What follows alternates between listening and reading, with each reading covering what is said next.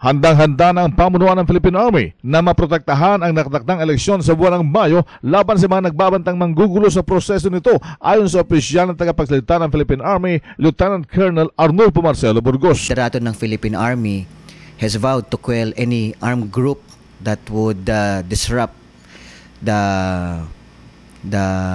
election on May 10. Sinabi pa ni Burgos na walang humpay ang paalala ni Army Chief Lieutenant General Delfin Bangit sa mga kasunduan na sumunod sa alituntuning ipinapatupad ng Commission on Election. That we have been reminding the leadership of the Philippine Army continue to remind our troops to refrain from participating in any partisan political activities, and those who will be caught participating in partisan political activities will be punished and will be dealt with accordingly. Paalala pa ni Burgos na ang partisipasyon ng mga sundalo sa eleksyon ay ang bumoto.